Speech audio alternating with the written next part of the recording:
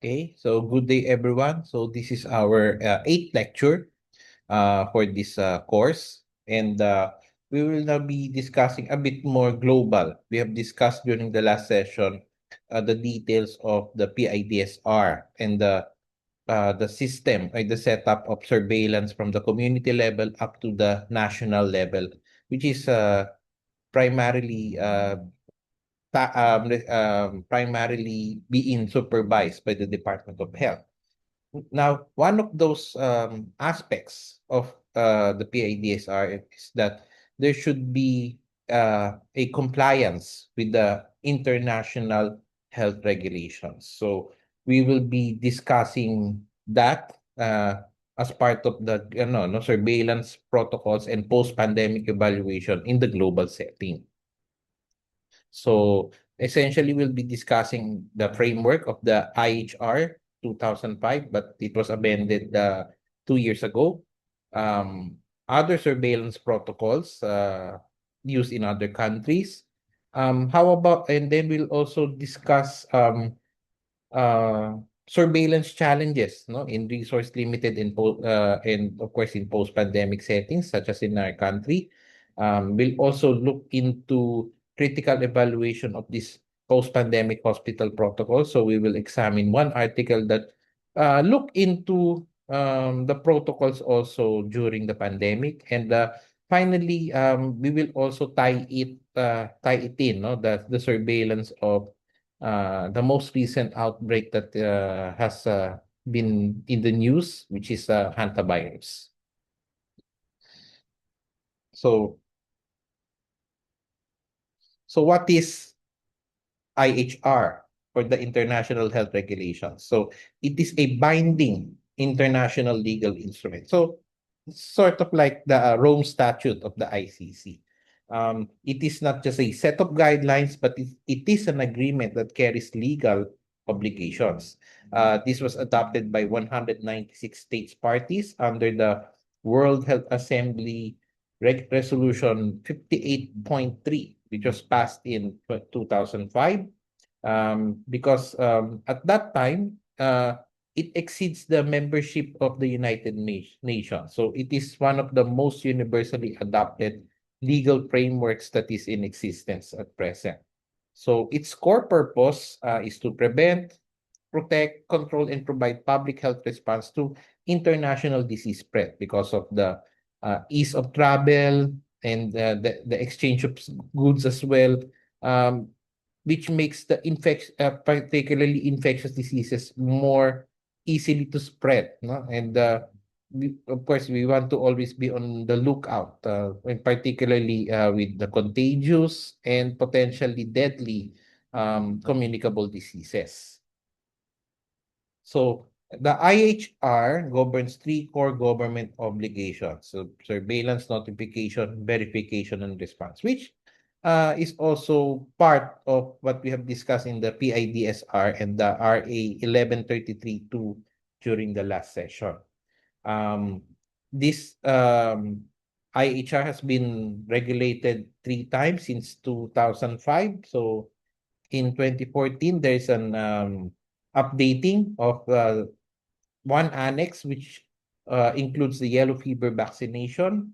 In 2022, because of the pandemic, there are some procedural articles that also were revised. And finally, in 2024, under that 17.17 World Health Assembly resolution, a comprehensive revision was adopted. So it included the new definition of pandemic emergency and a new equitable access provision in Article 13.8. And this was entered into force in September 19, 2025 for most states parties. So key articles would include, the purpose and the scope of IHR, again, the importance of dignity, human rights, equity, and solidarity in performing this task, surveillance core capacities, the 24-hour notification, so the determination of the public health emergency, public health response and equitable access to health products, collaboration, assistance, and financing, and then the core capacity requirements from the local to up to the national levels, and decision instrument. So essentially, this is the same, no, as we have discussed in the previous session on the PIDSR.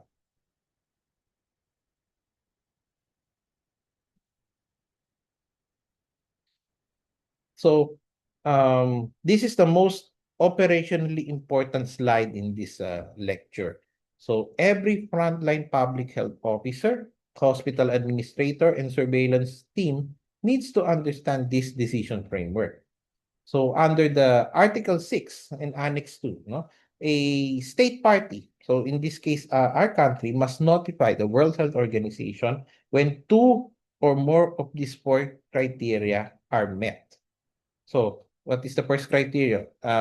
Does that disease constitute a serious public health impact?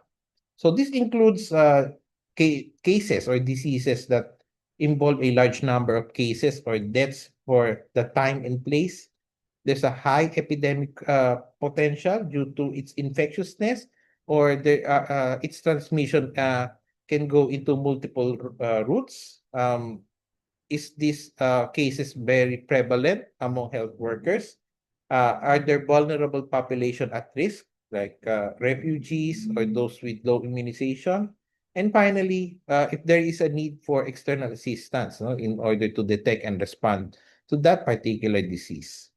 Second criterion is the disease is unusual or unexpected. So it could mean an unknown agent, source, or transmission route. There is the clinical course is more severe that is expected. Some examples would be presence of unusual symptoms and a high case fatality. Um, it could also be a disease that is previously eliminated or eradicated from that particular state or country, and if the occurrence is unusual for the season or geographic area. The third criterion is significant risk of international spread. So indicators include an epidemiological link to events in other countries, history of international travel in the index case, participation in an international gathering like a pilgrimage or a global sports event, cross-border environmental contamination, or intense international traffic with limited sanitary control. And lastly, uh, there a risk of international trade or travel restrictions? So this criterion is triggered if similar past events cause international restrictions, if the source is suspected to be exported goods or water, if the event is linked to international tourism or gathering, or if foreign officials or media are requesting information on such. So there is also a list of diseases that must always be identified to the World Health Organization, regardless of the criteria.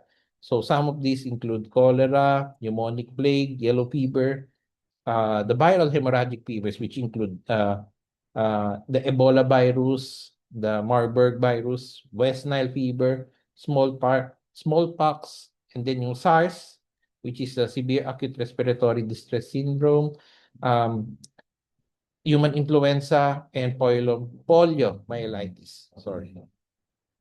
So now let's go now to one of the key aspects also in the IHR, which are surveillance core capacity benchmarks. So as we mentioned, no, in the previous session, we have discussed what are the requirements, the core requirements of the surveillance units, no, from the local up to the national. So again, the Department of Health just based the PIDSR guidelines based on this um, core capacity benchmark that's also given here. So on the national level, so the IHR requires to assess all urgent events within 2 days. The World Health Organization should be notified through the national IHR focal point, which should be accessible 24/7. Uh, and then there should also be a presence of a specialized staff and laboratory analysis is available either domestically or through other collaborating centers. There's a national public health emergency response plan with multidisciplinary teams, a direct operational link with senior officials for rapid containment approval, risk communication systems that are in place to avoid misinformation and disinformation, and the national response is coordinated and progress is reported annually, no, to the World Health Organization.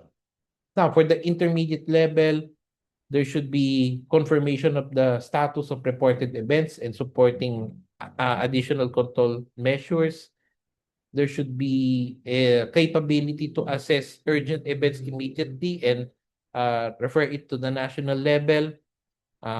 Also, the intermediate level coordinates on-site investigations, lab diagnostics, and sample referral.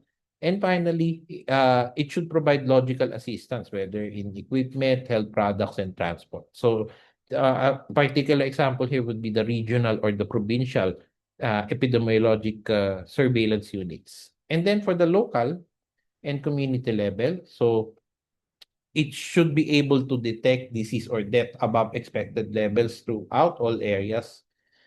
It should immediately report information immediately, particularly those needed to be reported or notified within 24 hours.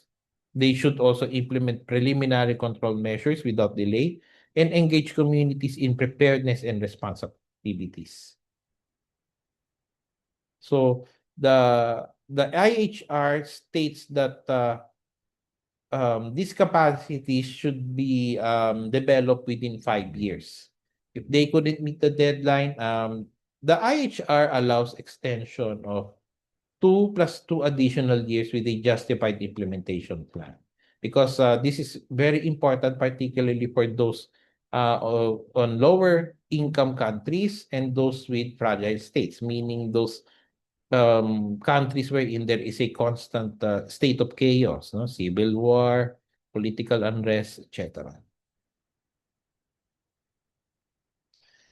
So now let's a very important aspect, in the global surveillance, because of the, as I mentioned, the ease of travel through air, land, and sea, is the importance of um, looking into the points of entry and the protocols governing the travelers and health documentation. So, in the points of entry, there are also core capacities um, that are given. No? So, this is something unique and outside of the PIDSR. So, some of these include appropriate medical service and diagnostic facilities for all travelers. There should be trained personnel for conveyance inspection and vector reservoir control within 400 meters of the points of entry, quarantine facilities, a public health emergency contingency plan with a coordinator that would implement it if needed. There's also the ability to do exit and entry controls. Um, disinsection, meaning you eliminate the insects, the ratting, meaning killing rats or eliminating rats, and the contamination. Um, there should also be ship sanitation control certificates that can be provided. And finally, a ship declaration of health and the health part of the aircraft general declaration. So several articles govern how individuals, the individual travelers are treated. So this includes the ability to have non-invasive medical examinations on arrival or departure, but the least intrusive option should be available. A different article states that a traveler is allowed, uh, if the traveler is suspected of illness, to continue their voyage if there's no imminent public health risk. Here, very important, yung the invasive examinations or vaccination cannot be required as a condition of entry, which is kind of strange, considering during the COVID-19, this was a very contentious issue. But clearly in the IHR, it shows that strict vaccination of a particular agent, no, cannot be required as a condition of entry. But there are exceptions. And then Article 32 again states, no, emphasizes that the travelers must be treated with dignity, courtesy, gender, and socio-cultural respect. So, and they must be provided with food, water, and accommodation if they need quarantine or isolation. It's also important the documentation, no? It could be the non-digital, so this would be very helpful, especially to the low-income countries, and digital record keeping. Vaccination certificates are also important. So there's also a list on what are those vaccines that are recommended for a particular traveler. And finally, yung Article 40 states that medical examinations, the isolation or the quarantine and certificate should carry no charge. So libre. Although, still, there's some exceptions. So let's now turn on one of the most practically challenging areas, which is how to design surveillance protocols when there is limited resources. The good news is that IHR 2005 explicitly acknowledged, the differences in resource availability across all countries. So what are the important pillars, of in terms of designing surveillance protocols? The first one is the IHR financing gap. No? So the IHR, through the Article 44, establishes a coordinating financial mechanism, which is specifically developed to mobilize sustainable funding for core capacity development, particularly in developing countries. The state parties are required to collaborate to maintain or increase domestic health financing. Second is flexible capacity timelines. So, as mentioned earlier, while 5 years is the ideal timeline, this allows extensions of 2 + 2 years with justified implementation plan.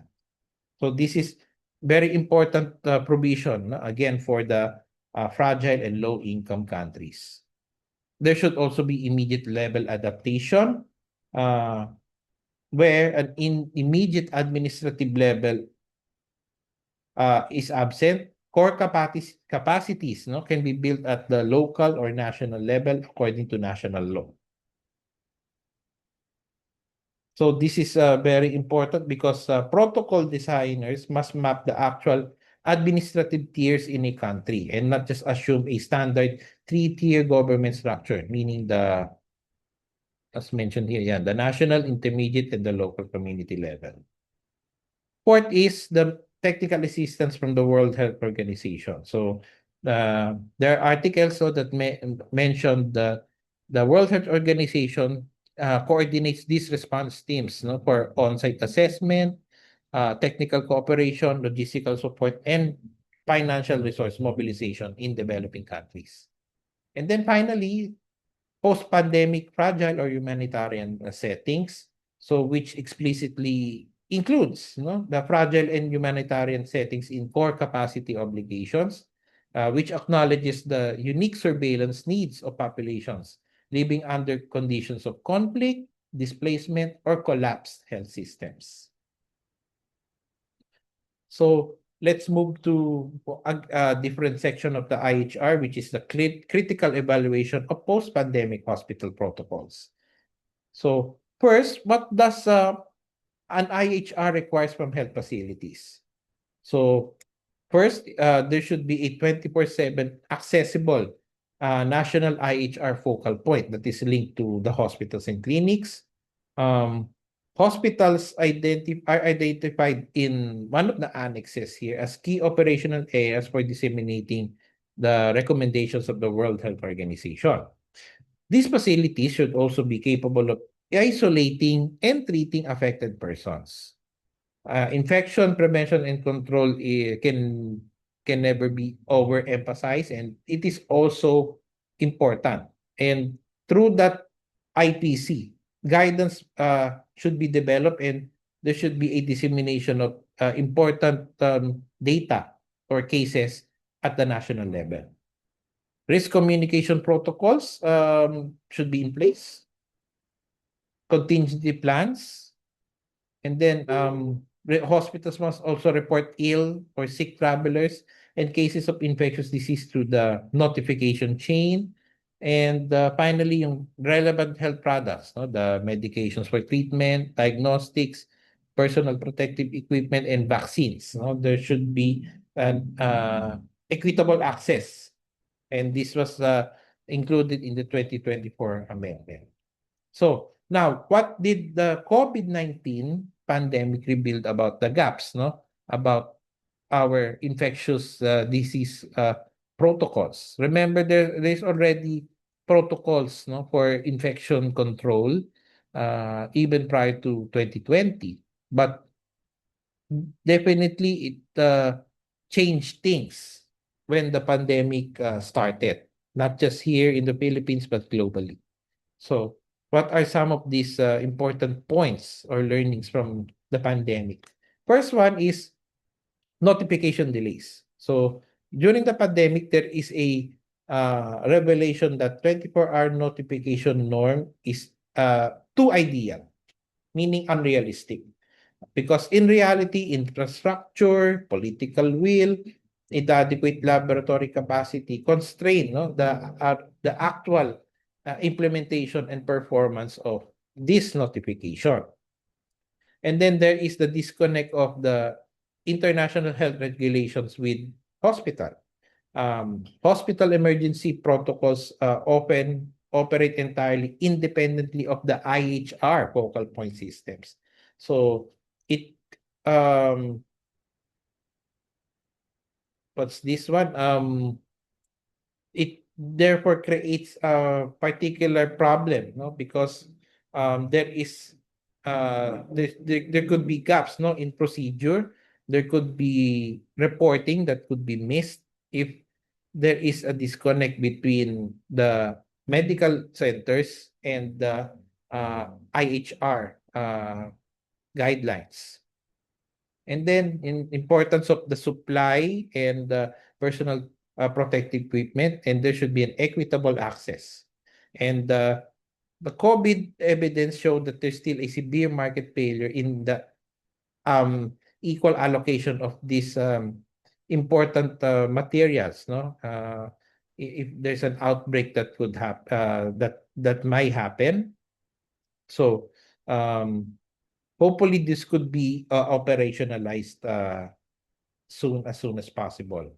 Staff cohorting is very important as well, because they are inconsistently applied across facilities globally.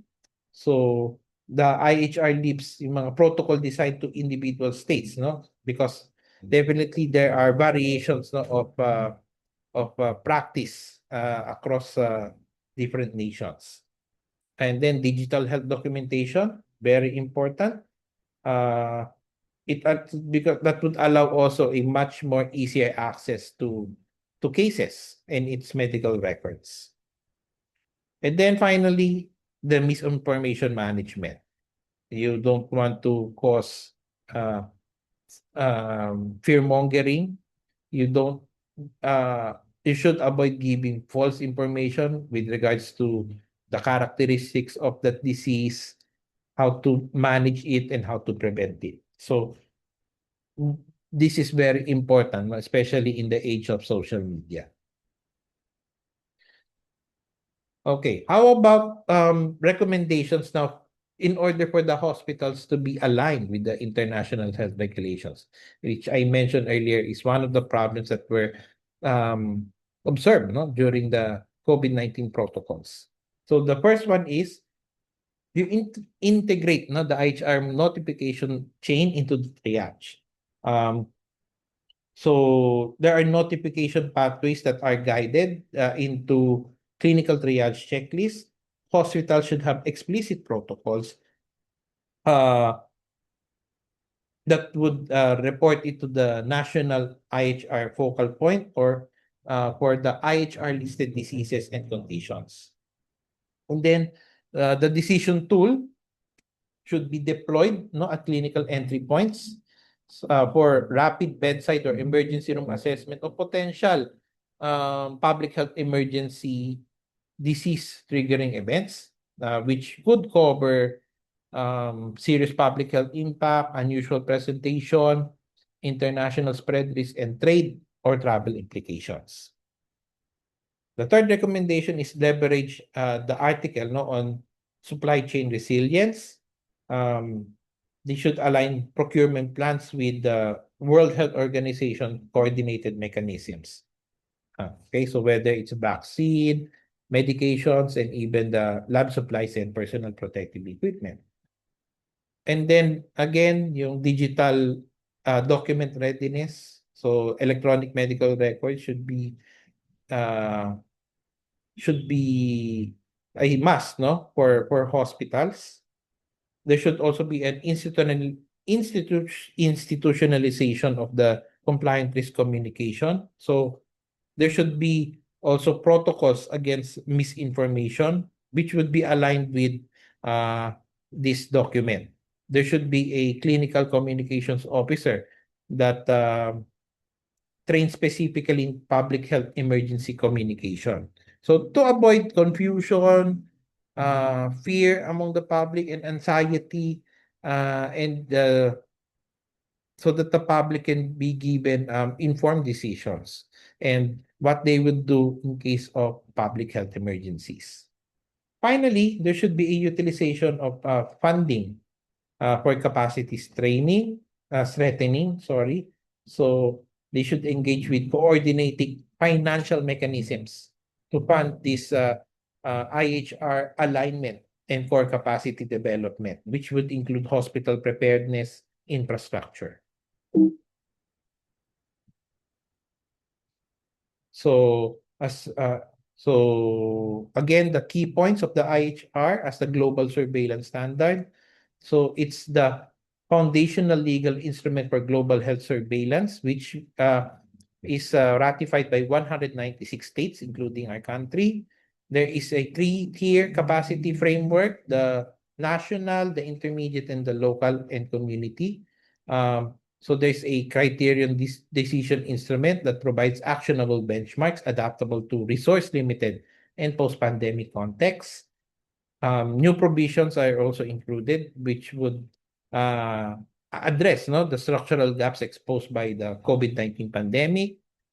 Post-pandemic hospital protocols must also be redesigned or revised in order to integrate the international health regulation policies, digital documentation, risk communication, and uh, adequate supply chain are very important aspects in order to fulfill that.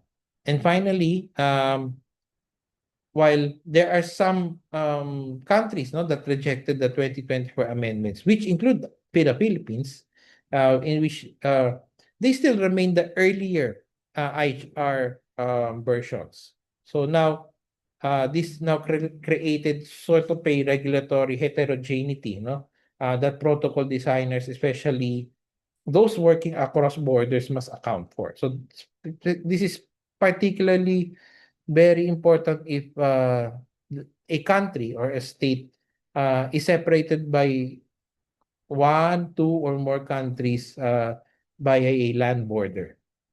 So these are some key points in the IHR. So let's look into this case study article about the pandemic response recommendations now after COVID-19. So we have acknowledged the gaps of COVID-19 surveillance, its control, the quarantine and management of cases, and even how we treat no, the probable or the suspected cases. So this is just this is a study no done just last year.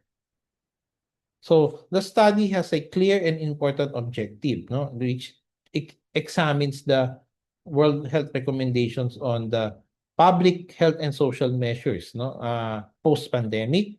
So they look into 6 post-COVID publications, and they also look into 3 pre-pandemic documentations, and they assess the evidence base as cited, no, as a basis for the policies for these publications. And the key finding here was striking. So there are substantial changes in the World Health Organization recommendations, but there is no systemic evidence assessment. So by that systemic evidence assessment, meaning they look into studies, no? But so if we will go back, no, to week 2, the different types of uh, research designs, and in terms of the hierarchy of the types of research, the analytical studies, you would still prefer the use of the randomized controlled trials. But if there's no randomized controlled trials in terms of you manage a particular disease, the next best thing would be yung cohort, particularly prospective cohort study. And then you have to um, evaluate, exhaust all studies for that particular topic, and analyze their data and um,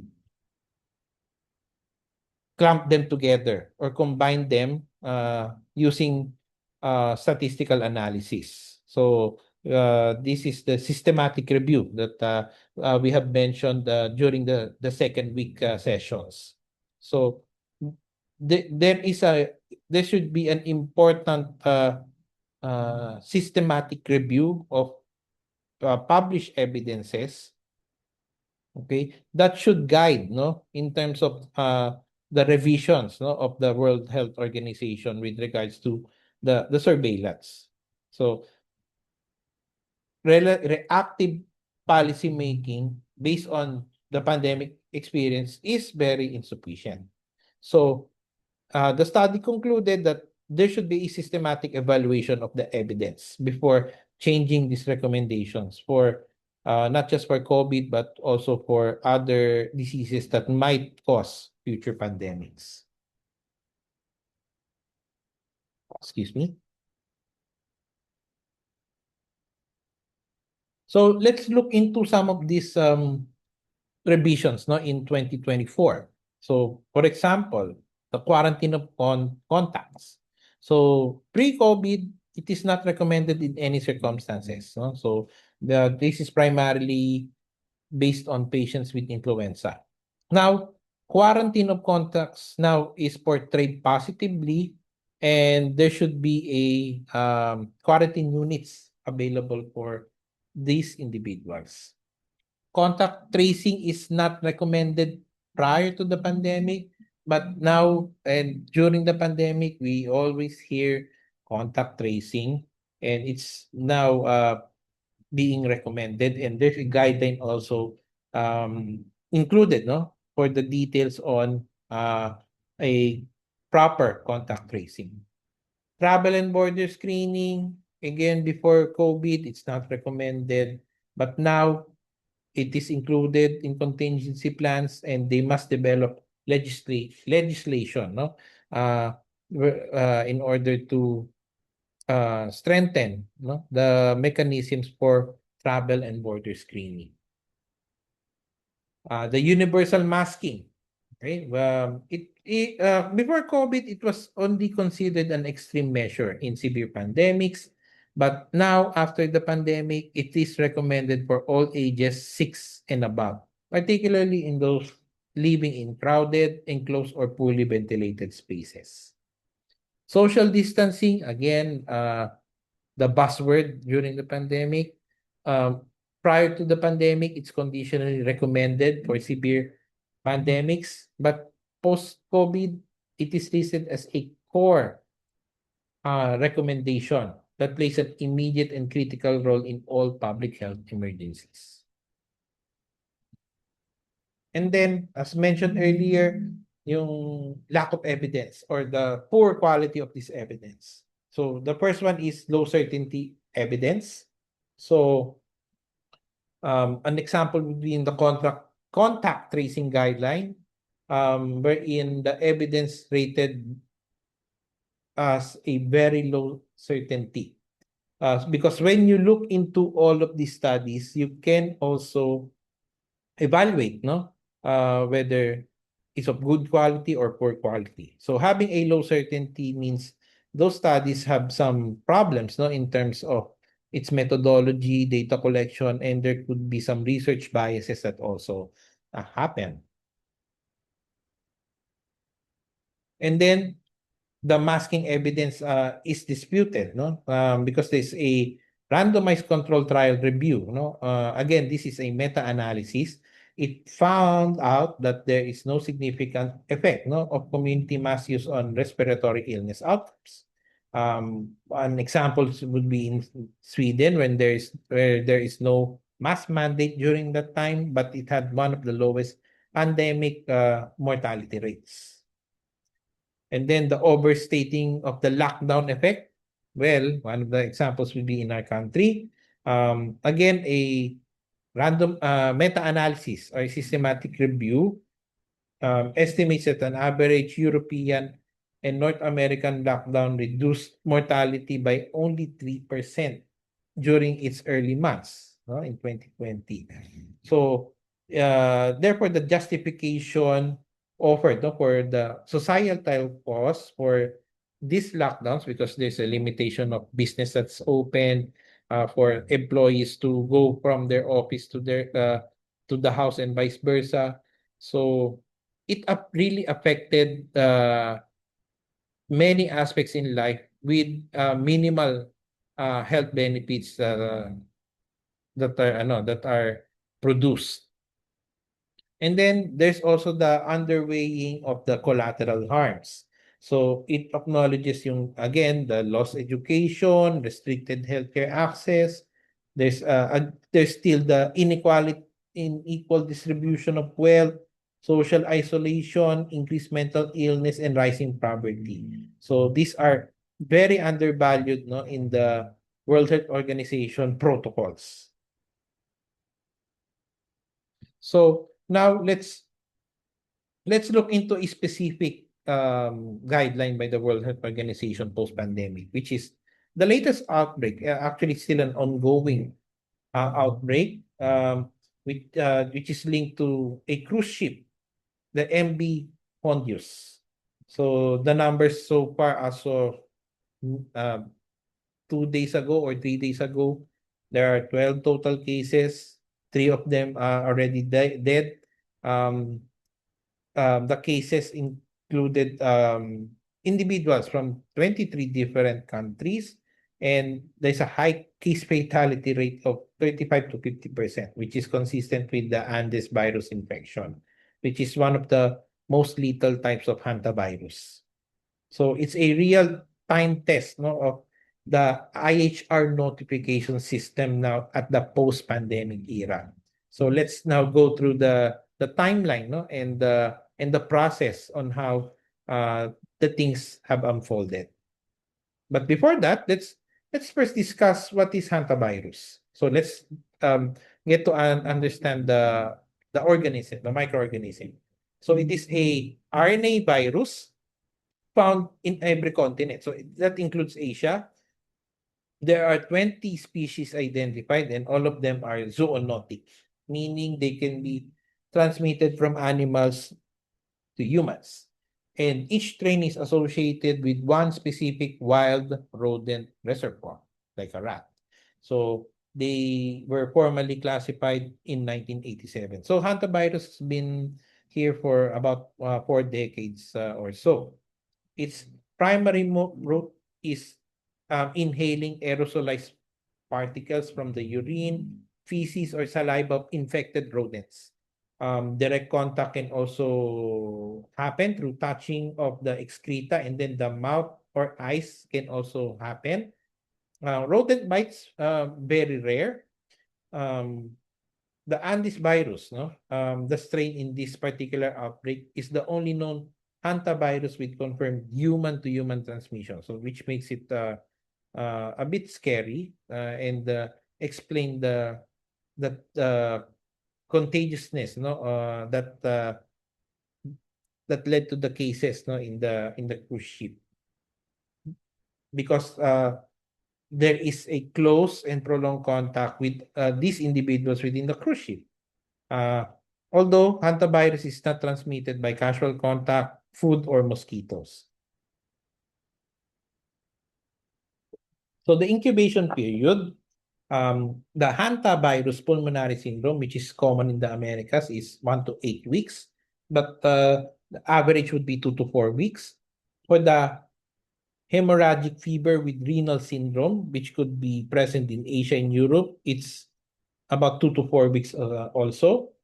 Um, it can incubate for up to 45 days or 1.5 months. So there's now the reason for extended contact monitoring, particularly for this outbreak.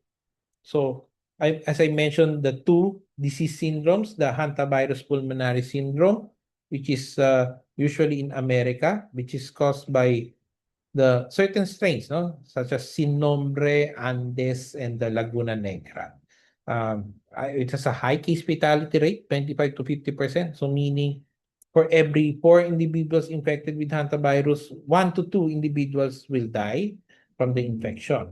And its main feature is a severe cardiorespiratory failure, and which also is the cause of death.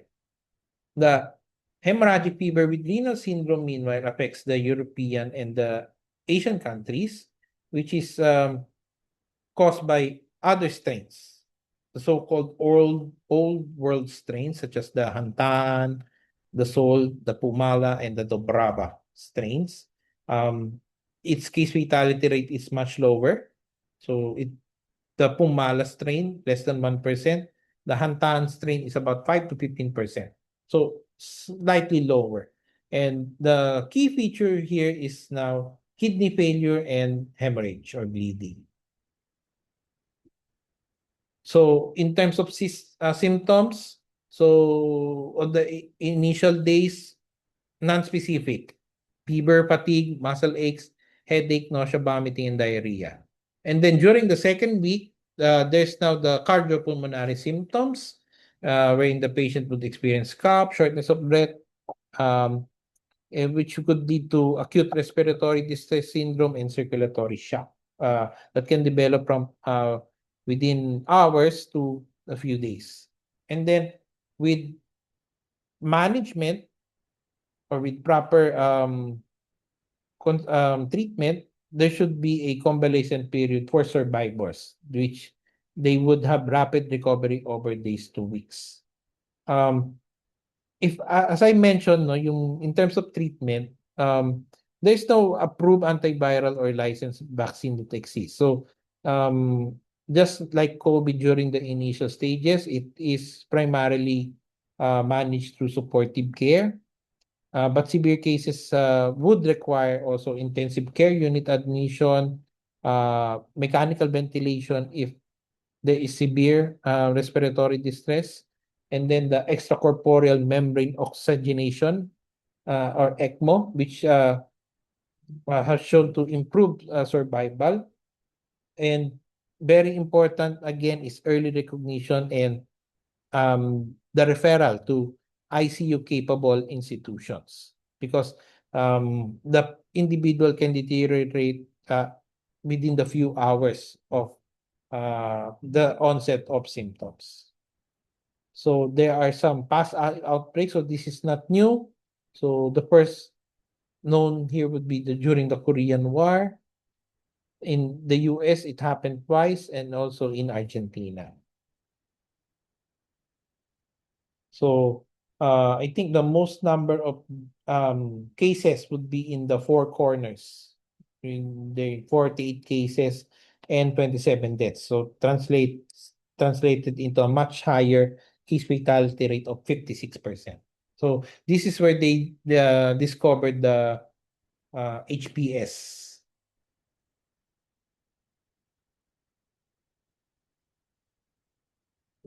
or the hantavirus pulmonary syndrome. So now let's look into now the current timeline. Sorry. So and how the mechanism of the IHR engage at each step. So during the last week of November, so there's the index case that started a 4-month road trip from Argentina, Chile, and Uruguay. And that person was supposedly was exposed, no, to rodents while bird watching near a landfill in Ushuaia. And then so that's in Argentina. And then so that individual ride the cruise ship, and it departed 4 days later no, not 4 days later, at around 4 months later, no, on April 1, 2026.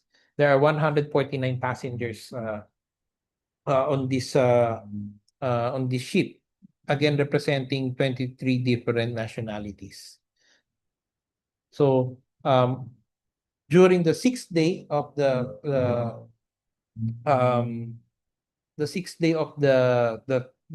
trip, no, the onset of illness started, and at around 5 days after, this index case, which is a Dutch male, dies and was just removed, no, around a little bit 2 weeks after, because remember they are in the sea and they cannot go immediately to another country, no, without the necessary clearances and approval. So that's why it took a longer time for the body to be removed from the ship. But then, on April 26, so a second Dutch passenger, which is a 69-year-old female, dies, no, at a hospital in Johannesburg, South Africa. And they performed a PCR, or the polymerase chain reaction test, and it confirmed the presence of antivirus. So because of those events, the United Kingdom notified the World Health Organization through this IHR mechanism. The Netherlands also issued a early warning and response system alert, and because they have reported 7 cases, no, 2 confirmed and 5 suspected, wherein there's already 3 deaths reported. So again, close to 50% case fatality rate on the initial notification by Netherlands. So on May 6, no, based on the specimens that are collected, the Andes strain was confirmed in Geneva University Hospital.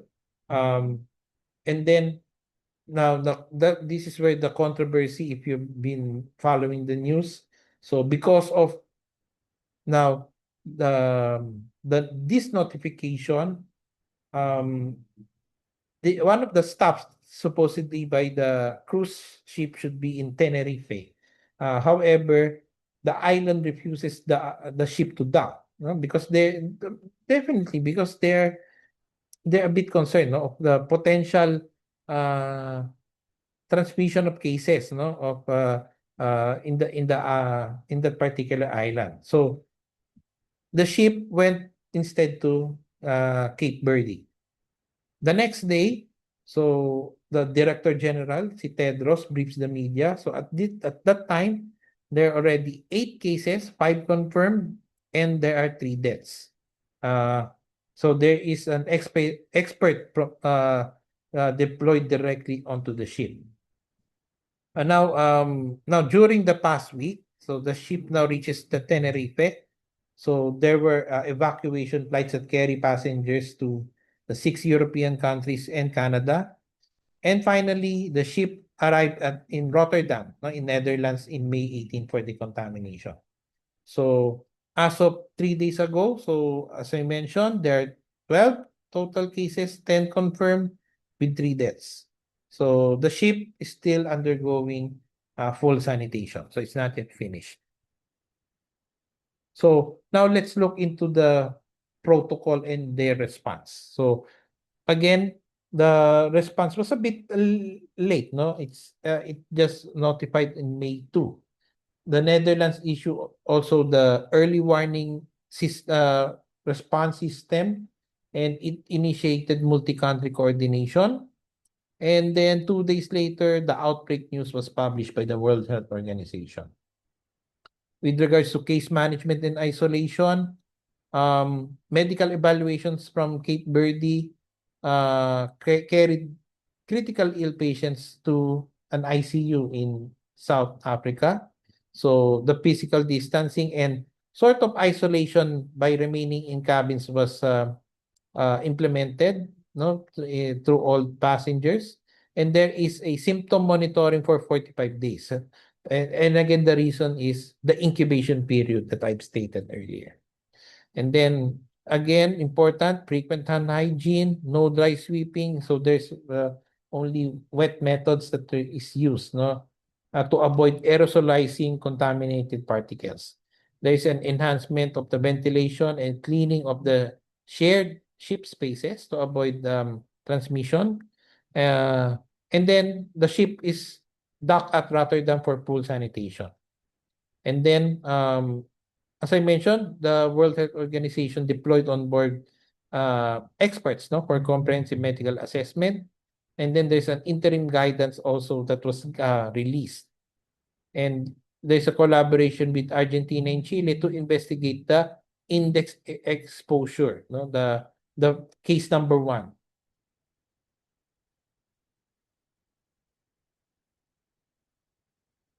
So based on this, so as I mentioned in the previous session, in order to identify the patient as probable, you have to have a clinical criteria that would be present in that particular individual. So there's a definition here of a confirmed case, probable case, and a contact monitoring. A confirmed case, this individual should have a high-grade fever, more than 38.5 degrees centigrade, with symptoms of acute respiratory distress that would need oxygen, and presence of bilateral diffuse infiltrates, no, within 3 days of hospitalization. Um, a probable case, there should be inconclusive lab results, the PCR testing, but that patient had a high-risk exposure context. Contact monitoring now applies to everyone who shared a transport or a confined space uh, since April 5. So those all individuals, passengers in the ship are part of contact monitoring. And then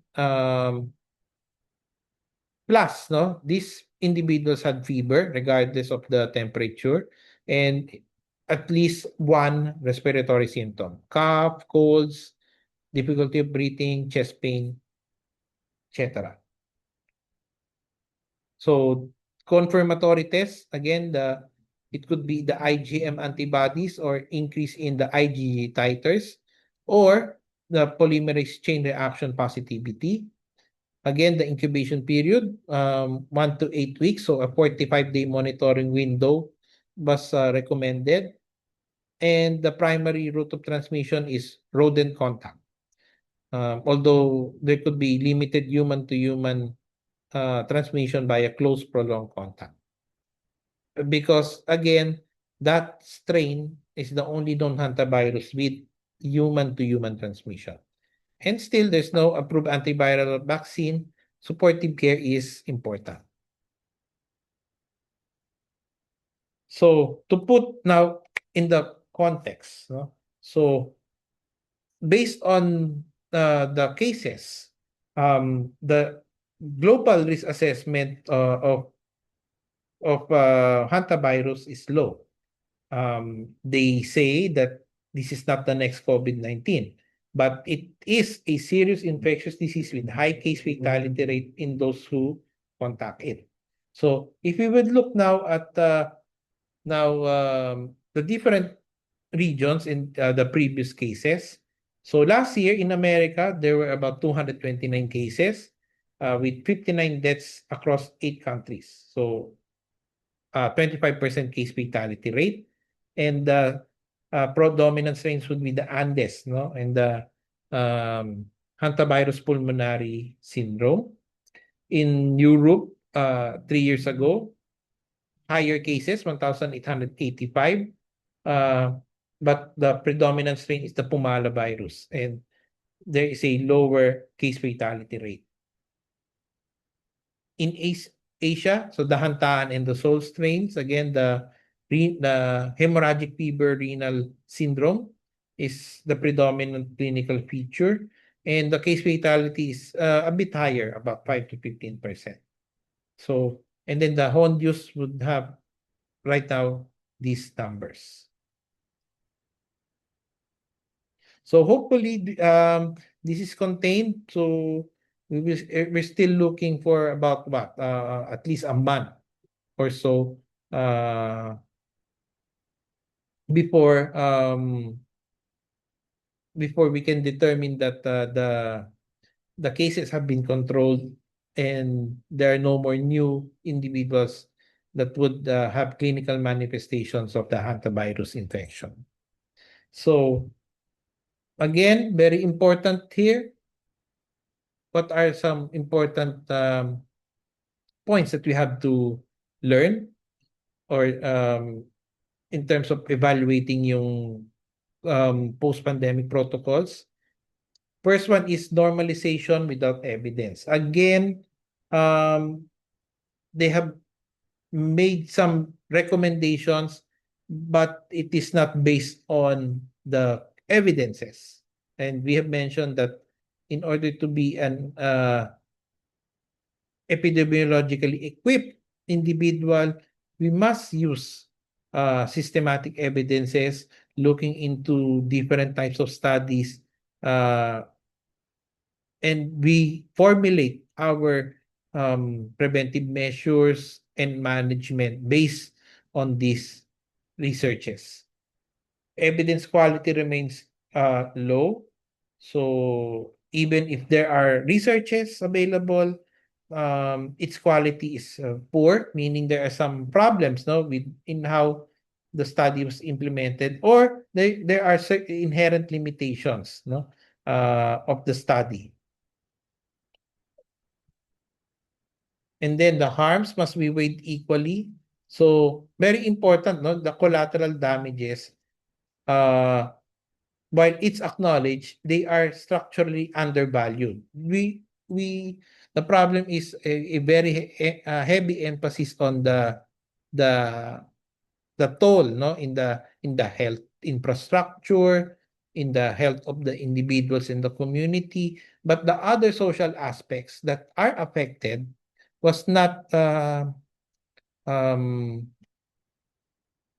given of equal significance, no, in terms of looking into its the effect, no, of this infectious disease.